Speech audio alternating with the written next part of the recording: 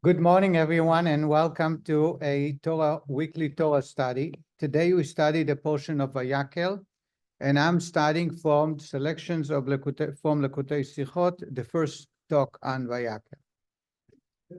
Actually, Vayakhel is a continuation of the previous three portions, the instructions of the construction of the tabernacle. There were three categories. One is the actual structure. The second is the furniture, the holy ark, the table, the menorah, and the altars. And then there were the garments of the priests. High priest, 8 garments, regular priest, 4 garments. Then there were coverings for the furniture when they were moving, and different type of instructions. This was Teruma, Tetzave, Kitisa, the first three. Fourth, this week and next week, we talk about the actual bringing it into reality, the actual building and dedicating. In the next book, Vayikra, later, the third portion, we read about the first 8 days of the dedication, so it goes on. There is a discrepancy, as we'll discover, about God's commandments to Moshe versus Moshe's commandment to the Jewish people, relaying God's words. But if we go back, we see that God did not or said or did not say certain things that Moshe seemingly added, and it requires some explanation. This is going to be the theme, but it will help us understand the difference between men and women, and especially in the service of God, and how all of us men need to learn from women how to conduct ourselves and how to serve God. You don't say that next topic.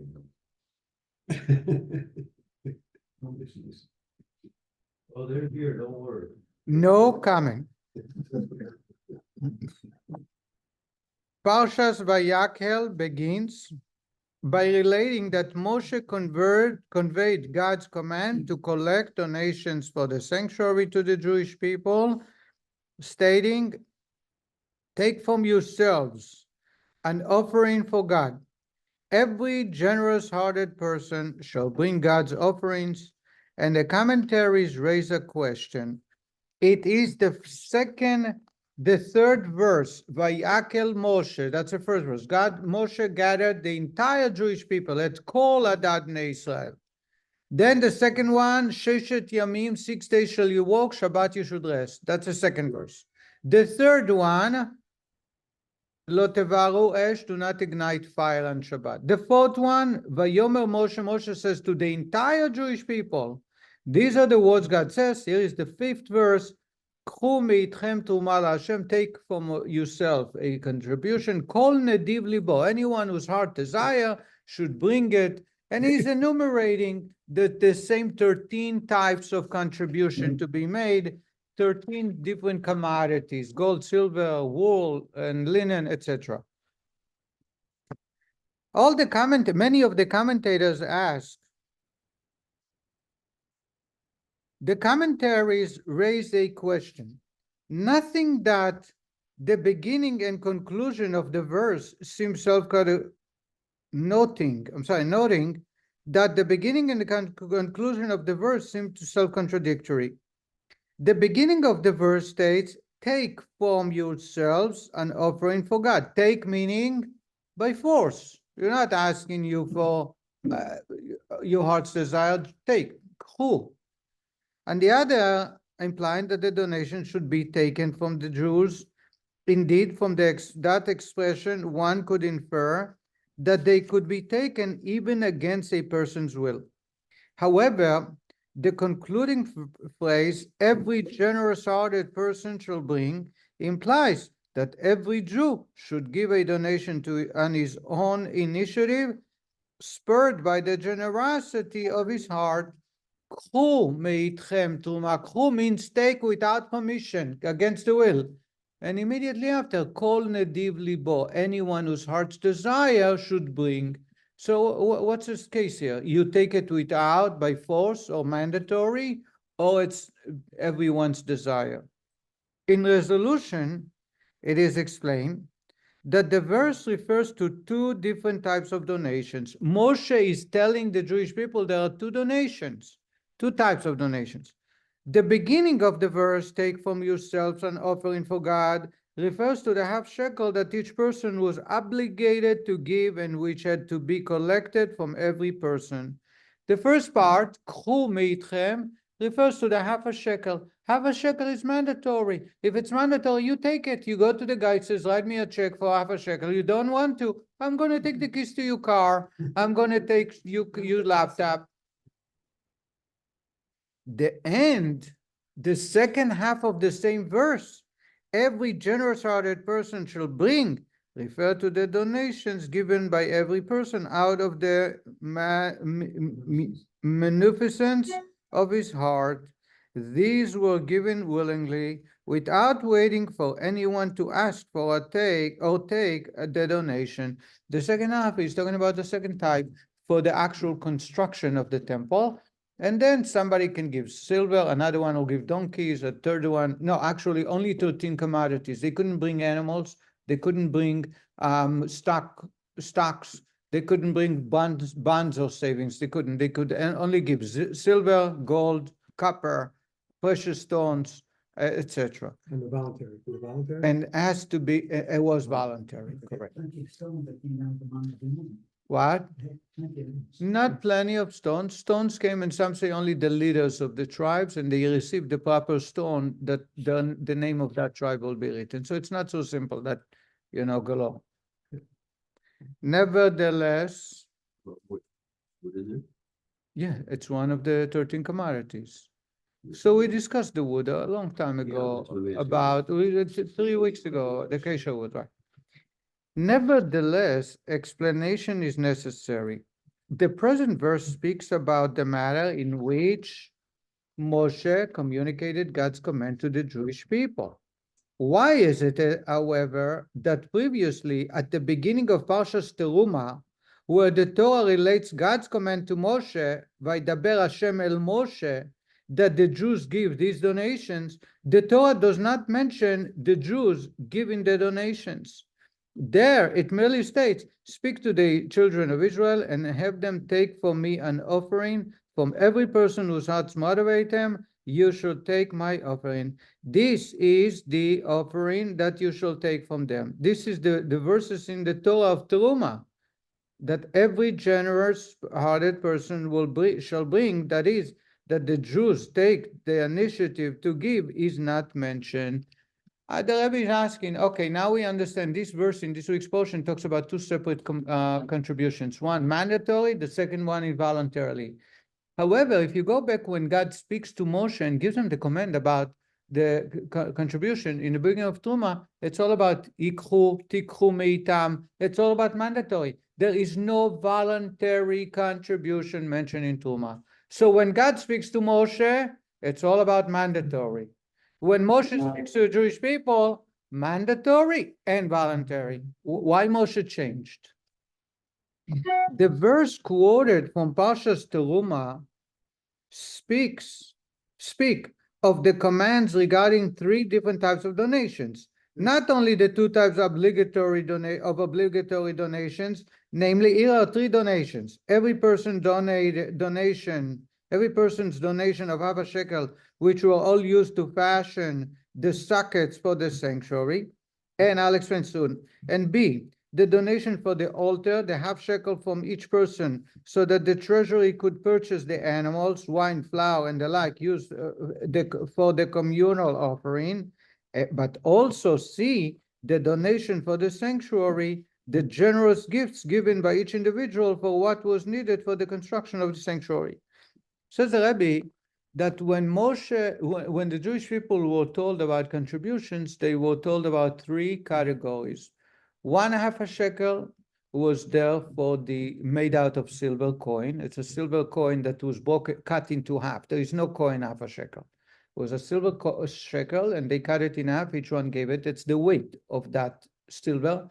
From all the silver they melted, and they built the sockets, the foundation by which the beams would fit in and stand sturdy. The second 1/2 shekel was mandatory. It was for the sacrifices. There was two olah sacrifices, korban tamid. They needed animals. They needed wine, flour, to accompany those sacrifices. Where do they come from? They come from the community. Each family member had to give a second half a shekel once a year. So that's number two. Number three, one-time contribution. By the way, the first two is done every year. Every year, it was mandatory for every Jew to give a half a shekel, one half a shekel for the communal sacrifice. I'm sorry, every year there was only one half a shekel. One half a shekel for the communal sacrifices. At the time, it was the second one, or the first half a shekel for the sockets was only one time. And the contribution, all one's heart's desire to bring whatever they want, was also only once. But these are two separate categories. Two of them were mandatory. The third one was voluntarily. Everybody understand? No confusion? Because we're going to go much farther, much deeper. Yes. The first one was 2 half shekels. Right. And the next Was one two. was half. Only half shekel. You get 2 half shekels for that? There were three contributions. The first two were each half shekel. The first half shekel is for the sockets. The second half shekel is for the communal sacrifices. That communal sacrifices half shekel was becoming annually. That's why this week we're going to read the portion of Shkalim, because it's the end of the year. The last month is the time when they would go and remind everybody before Nisan begins. So every 12 months they'll do a half a shekel. The third contribution was voluntary. It was for the actual building of the tabernacle, all the furniture, all the walls, etc. This was only one time also. Are we clear? No, I have a question. It sounds, the way I'm reading this, is that there was only 1 half shekel, and that 1 half shekel was used for both purposes, the sockets and the, Okay, that's what you read, but you see ABC? yeah, I see it, the first half shekel, they only talk about 1 half shekel. What? There's only, I think there's only. Every person's donation of half shekel, which is for fashion the sockets, right? And for the B, treasury to purchase animals, it's the same half shekel. read number B. I read number B, it looks like it's the same half shekel. The donation for the altar, the half shekel from each person, so that the treasury could purchase the animals, wine, flour, and the like. But I don't The understand. same half shekel is used for both. No, I don't Okay, understand. that's how I read it. If you're telling me that's wrong, take it. no, you read the one, There- the first half shekel was only. Let's move on. Ali, there were three I contributions, did three contributions. 2 I'll do half that. shekels That's and okay. 1 voluntary. Okay. Nevertheless, the Torah does not explicitly mention there that everyone should bring these donations, but of the generosity of his heart, as it does here. I'm sorry. Nevertheless, the Torah does not explicitly mention there that everyone should bring these donations out of the generosity of his heart, as it does here. Instead, it states, from every person whose heart motivates him, you should take my offering, emphasizing that the donation should be taken. As the Rebbe, the question is, in Truma, when God is speaking to Moshe, we're speaking of 3 different contributions, but it doesn't say there is a voluntary giving. It's all about mandatory giving. Even when it say from everyone's heart desire, it says tikhu et trumati. You should take my contribution, meaning mandatory. So over there is nothing about voluntary. Here, suddenly in Vayakhel, Moshe is speaking. The first half he's talking about the mandatory giving. Then the second one is shifting to a voluntary. Where did this happen? Ali, what don't you understand? Truma does not, they don't talk about the voluntary giving in Truma. That's the Rebbe's question. In Truma, it doesn't say anything about voluntary Okay. giving. Here, the commentators explain that that's the only way to read the text, that the first half is mandatory and the second half is voluntary. Well, where did God speak to Moshe telling him voluntary? In a sense, the first one was a tax. The half shekels. The half shekels were a tax. Okay, the idea of tax is something fairly new, right? The last 200 years? No, the Romans would tax. They asked for. The tribute. Romans That do was a tax? Okay. This is This is a tax. This is a tax because it's mandatory.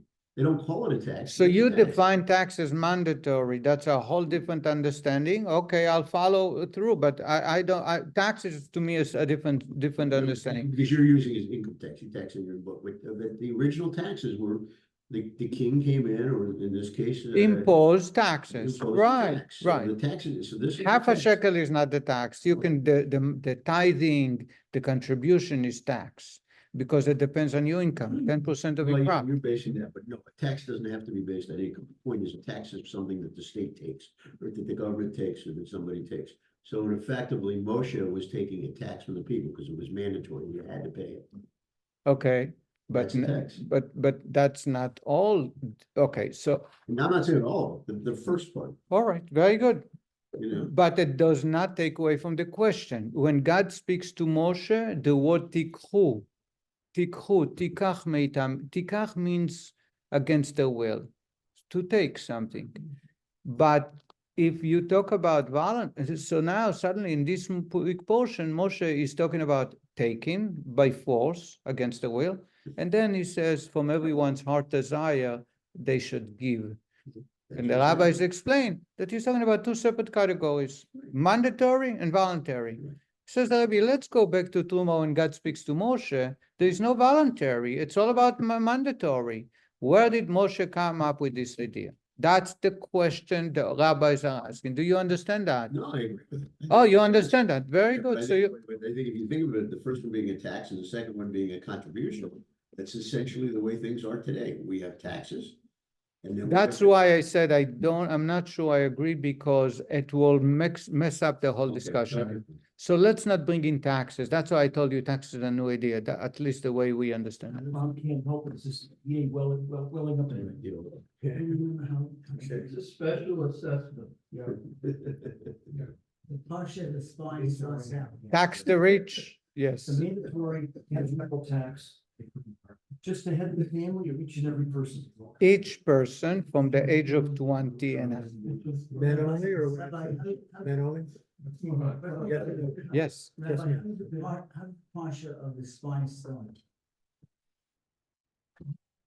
שלח, וידבר השם על משה לאמור, שלח לך אנשים. נו, so what? That's new. No, it's- Says the Rebbe, so I made it clear. The question is, this week's Torah portion is a repeat of what God speaks to Moshe, but here he gathers the entire Jewish people and he repeats the same thing, except there is a little subtle difference. The first half is mandatory, the second one is voluntarily. God, when he spoke to Moshe, there is no voluntary giving. It's all about take, mandatory. On the surface, says the Rebbe, it could be said that the distinction mentioned is dependent upon yet another difference between the verse at the beginning of Parshas Truma, which relates God's commandment to Moshe regarding the construction of the sanctuary, and the verse in the present Torah reading, Parshat Vayakhel, which relate Moshe's command to the Jewish people. Says the Rebbe, let's compare Truma to Vayakhel. You'll see a subtle difference that may answer the question. What it is, the beginning of Parshas Truma states that God told Moshe, speak to the children of Israel. Vaydaber Hashem el Moshe lemor, daber el bnei Israel. Speak to the children of Israel. However, Parshas Vayakhel said Moshe gathered together the entire congregation. Vayakhel Moshe et kol adad bnei Israel, not et adad bnei Israel, et kol adad bnei Israel, meaning of the children of Israel. He called together and spoke to the entire people, not only to emphasize that Shabbat prohibitions must be observed and that the work of constructing the sanctuary cannot supersede them, but also to inform them about building the sanctuary. As the Torah explicitly states, not only at the beginning of the parasha, but also subsequently regarding the instructions for the construction of the sanctuary, Moshe spoke to the entire congregation of the children of Israel. In other words, it appears two times in this week's Torah portion that Moshe gathered, appears twice. Moshe gathered at Kol Adad Bnei Israel, and then immediately after, 4 verses later, Vayomer Moshe El Kol Adad Bnei Israel. Kol is all inclusive. In other words, when God speaks to Moshe, it's to the Jewish people, but not everyone. Here he gathers everyone. It is possible, It is possible to differentiate between the two as follows. From a comparison between God's command to Moshe in Parshas Teruma spake to the children of Israel, and God's command to him in Parshas Kedoshim, speak to the entire congregation of the children of Israel, it appears that the emphasis in Parshas Teruma is not that this was a command given to the entire Jewish people. Instead, the intent appears to be that the command was directed to the treasurers, instructing them to take all the 3 types of donations from the Jewish people. By contrast, in other words, says the Rebbe, if you pay attention over there, the talk from God to Moshe is instructing him to hire treasurers and make sure that what they do, they know what to do. And It's a there are 3 tax. categories. That's why I say it's a tax. Don't argue with the By contrast, when Moshe communicated the command to the entire congregation of the children of Israel, he spoke to all the Jews. His subject was not only that treasurers be appointed to collect the donations, he specified in the command how the donation should be given, and in addition highlighted, and this was his primary intent, its connection to the Jews' spirits of generosity, saying every generous-hearted person shall bring God's offering. Says the Rebbe, we can answer it a very simple way.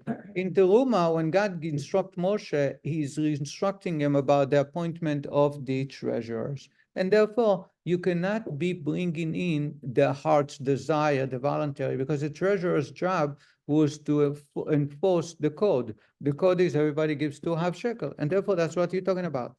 Tikhu, lakachat. Lakachat means to take by against even mandatory. In this expulsion, suddenly it gathers the entire Jewish community. By the way, when it says Kol Adat Israel, it means women and children too. Now he wants What to about tell, slaves? huh? What about slaves? I don't know. Now we have all the Jewish people here together. Now he is going to tell them about every type of ways to connect to the temple. And therefore he's talking about the mandatory too, and he's talking also about the voluntary. Now, says the Rebbe,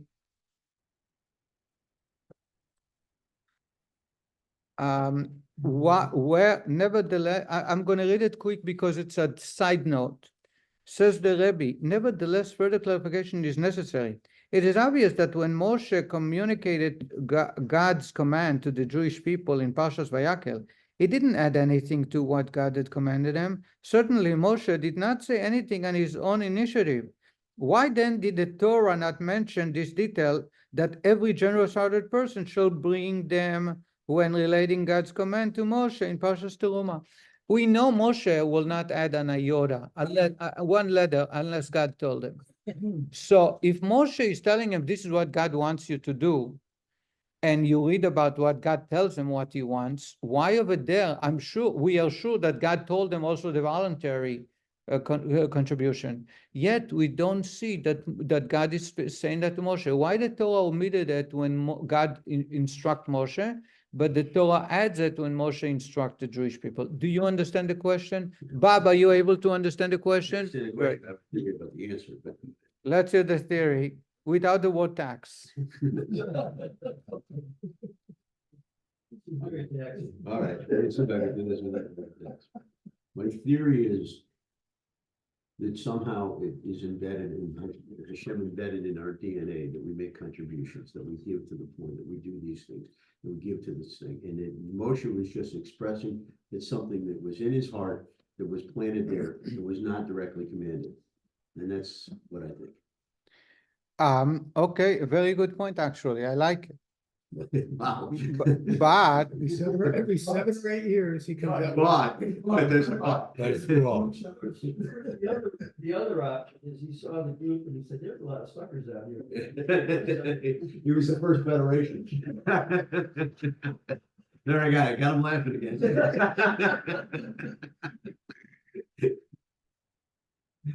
I make him cry, you make him laugh.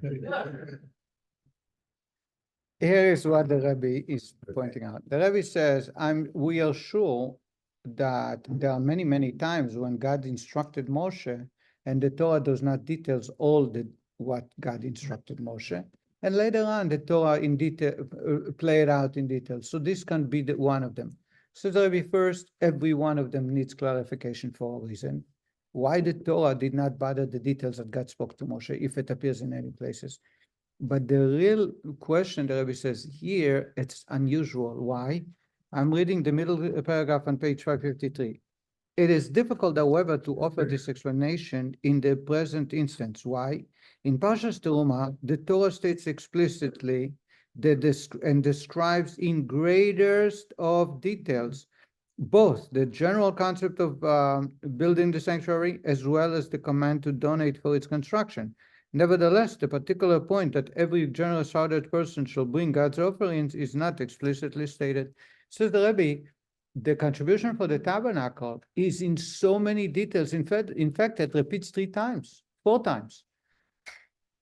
One is the instruction, the other one, how they actually gathered together and planned it, and the third one is this week's, how they actually are doing it, and the fourth time is in Pekudei about the sum total of each one of the material. So many details.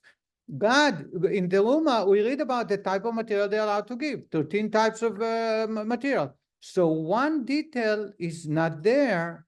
Now, you can say, just like Baba said, this was Moshe knew about it because it's heart's inspired for someone's generosity. But Moshe would not put it in text in Vayakhel unless God instructed him. And if God instructed him, why the Torah omitted it? Because that's the only detail when every other small, minute detail appears except one. And the Rebbe says, so again, let me summarize the question. The only way to explain the discrepancy between Teruma when God speaks to Moshe versus Vayakhel when Moshe speaks to the Jewish people, you can say, says the Rebbe, that one subtle difference is that when God speaks to Moshe, he's instructed him about the treasurers. And therefore, the treasurers need to know about mandatory, not about voluntarily. Here, Moshe gathered the entire Jewish people and he speaks to the entire Jewish people. Therefore, he wants to cover all the bases and include also voluntary work. But says the Rebbe, there is one thing that bothers me.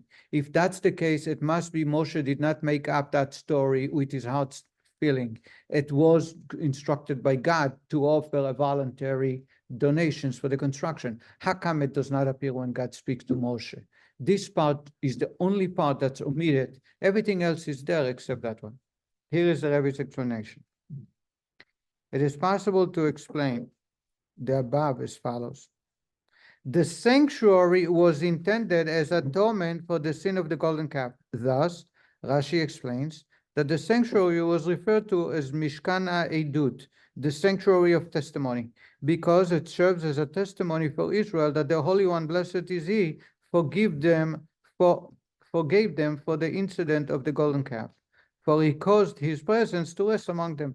Why they build the Mishkan? It's called Mishkan Edut, the tabernacle of testimony. What testimony? That God let go of the misbehaving of the golden calf. Therefore, says the Rebbe, there is a difference of opinion among the rabbis as to when God's commandment to Moshe, they shall make me a sanctuary for me and I'll dwell among them, was given. Whether it was given after the sin of the golden calf on Yom Kippur, or whether God commanded Moshe regarding the building of the sanctuary while he was on the Mount Sinai before the sin of the golden calf. However, according to both opinions, the Jewish people heard the command to build a sanctuary for Moshe and brought their donations for it only after Yom Kippur. So there is no doubt that the construction of the temple is there to atone for the golden calf. There is a dispute when God commanded Moshe, before the golden calf or after, but regardless, the Jewish people heard about it after the golden calf, and it is a testimony that God forgave them for the golden calf. So the Rebbe, how did the Jews express their complete regret for the sin of the golden calf through building of the sanctuary? By donating gold, which they had so eagerly given to the golden calf. Now, given the same substance with exceedingly heartfelt generosity for the very opposite purpose, the building of the sanctuary with the intent that the divine presence rest among them. How do you make teshuvah? You take whatever you misused or behaved and convert it into a positive. If someone wastes time, they use the time well. That's how you do teshuvah. Says the Rebbe, how do they demonstrate the regret of the golden calf? what material, what did they do for the golden calf? They contributed gold, jewelry, all kinds of material that made out of precious commodities. When you take all that and you build a sanctuary for God, you show the world that you want to take it off the record. Yes, Mary. We did not give the gold. How did the Jew? We'll talk about the women in a moment. Okay. How did the Jews express we studied it.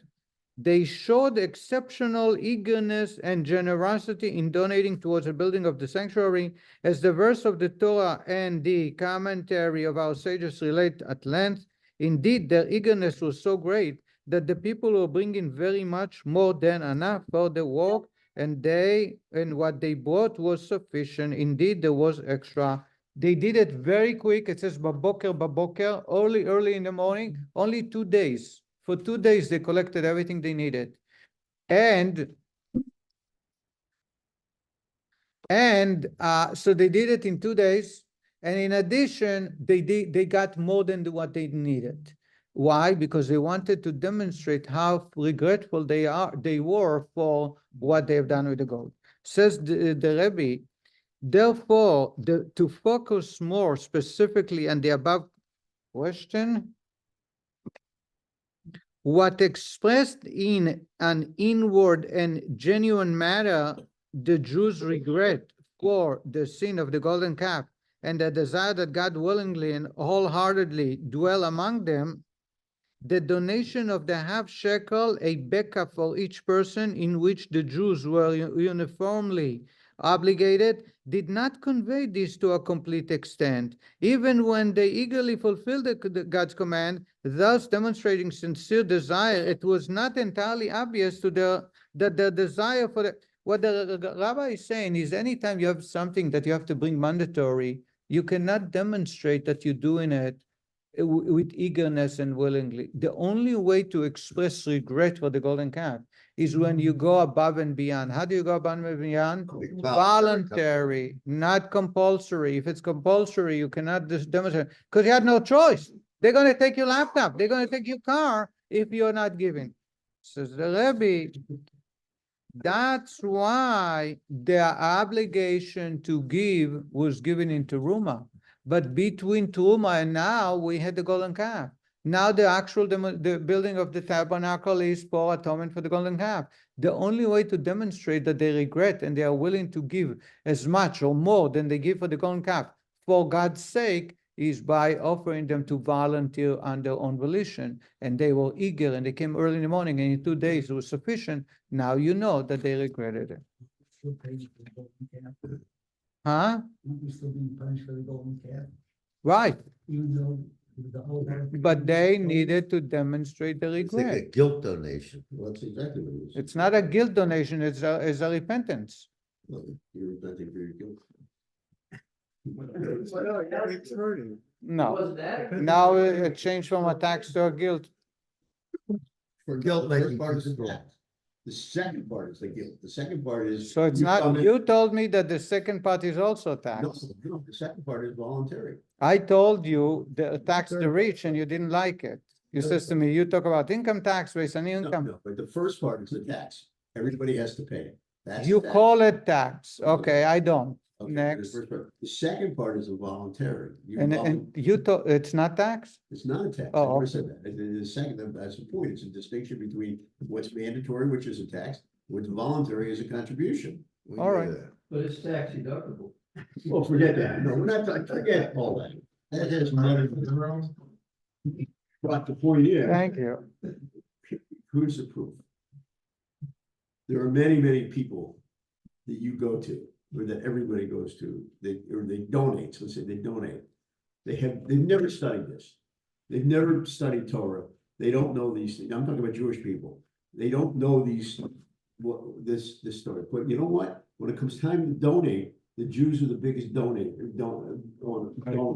Right. irrespective of whether they're religious. It's in the blood, yes. And that's my point. The point is, that's where it It comes from. started from here.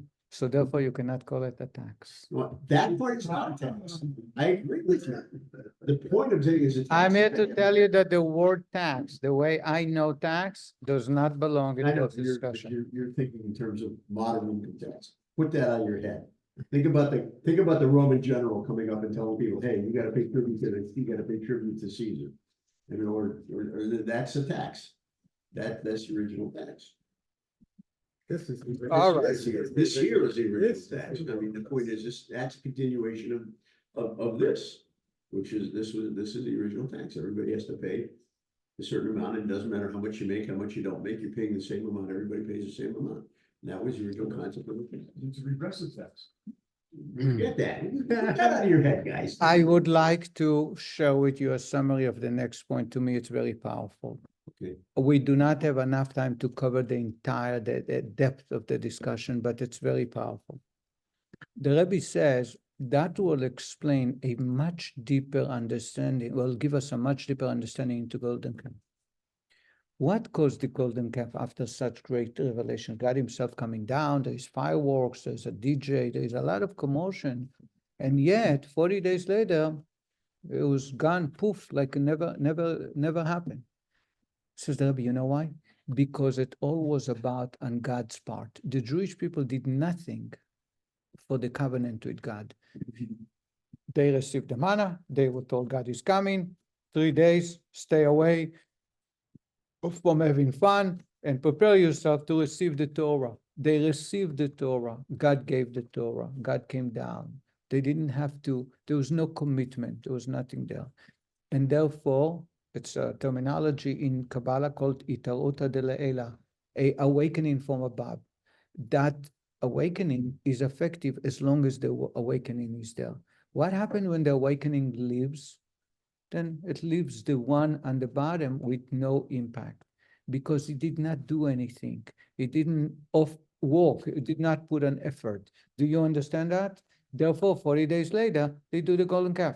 So there are two types of contribution. One is compulsory. If it's mandatory, then you have no choice. You give it. It does not have the impact of bringing in connection to God because you had no choice. That's what tax is about. The second one is about voluntarily to give. That's, in other words, in order for God to rest among us, to come back after the sin, the relationship has to be totally different. It's not just God coming down. It's going to be you going up towards God. How do you do that? You pay for it. It's a lot of efforts. Once you participate in the process, then you bring God permanently. As long as God came down Mount Sinai, it was temporarily. 40 days later, it was gone. That's why when Moshe gathers the Jewish people, he must inform them about the second contribution, which is voluntarily, because the only way to, after the golden calf, to demonstrate their full regret and for God to atone and rest among them is when they put an effort. The voluntary is where you do an effort. If you're compulsory, if you're obligated, there is no voluntary. Did you understand that? This is a small point the rabbi is making. Now we can understand why volunteer the contribution is not just another way of building the temple, but it was crucial. God could not make it compulsory because if he did it compulsory, we are in the same boat as we were before. The Jewish people didn't put an effort. They didn't put a finger in. It's all God doing. Once you have a volunteer and someone goes to his bank account or to a stockbroker and says, we're going to have to let go of a lot of assets because I want to be part of it. Now he invested. He will think twice before he separates himself from God. Bob, do you? It's called skin in the game. Skin in the game. Thank you.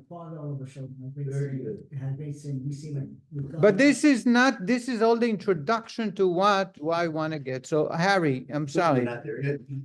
Used to say, people always say, God side. It's not, it's us on God's side. Thank you very much. A participation of the women. That's where I wanted to get. Based on the above, it is possible to explain another difference between the two Torah readings. In Parshas Teruma, the phrase referring to the donations taken from every person whose heart motivates them uses the word ish, me'et kol ish, Man. asher tigdvenu libo tikchu et trumati. Ish in Hebrew is men, Yes. which when read literally refers only to men. By contrast, Parshas Vayakhel uses the phrase kol nediv libo, translated as every generous-hearted person, when describing who shall bring God's offering.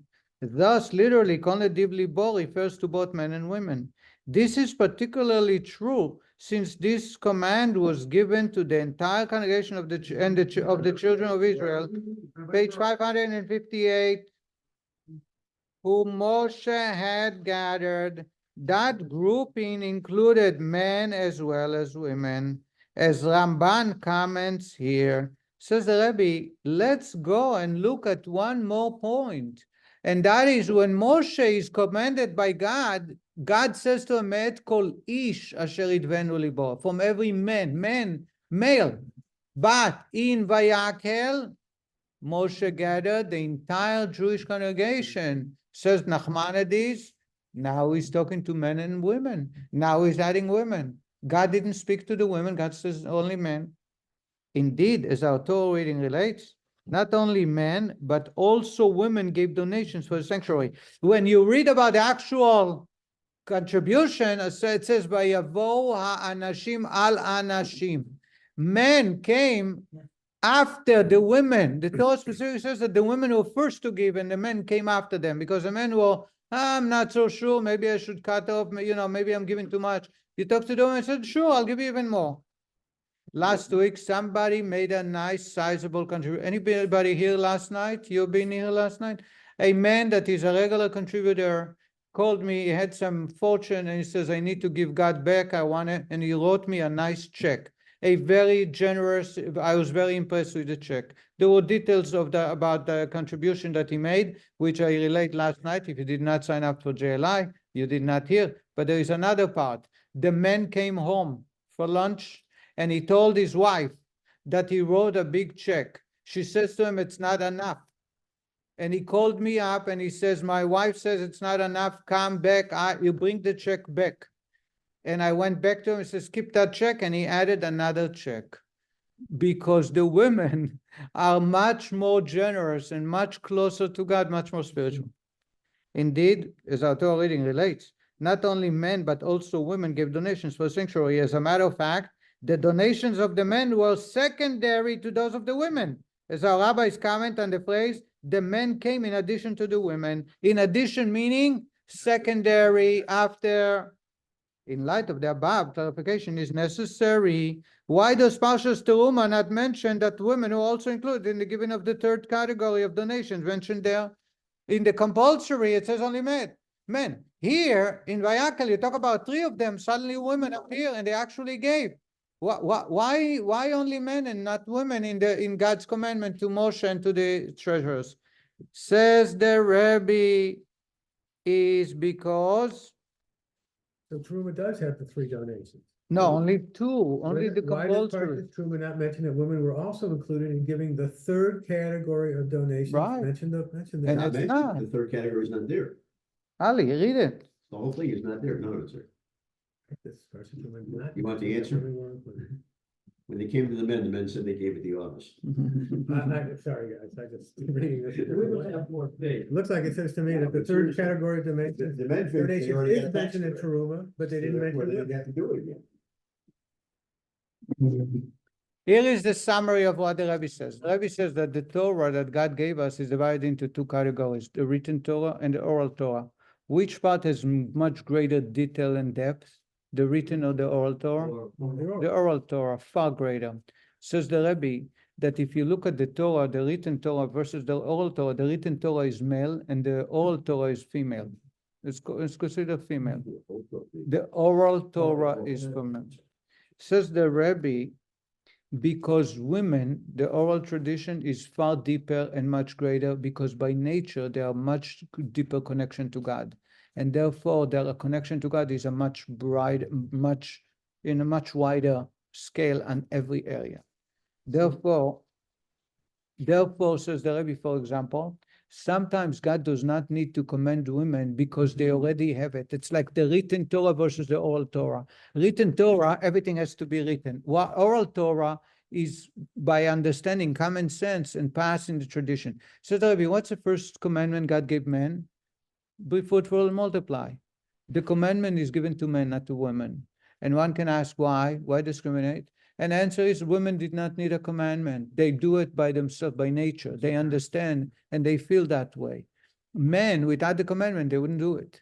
And therefore, God needed to command men and not women. Says the Rebbe, the same is,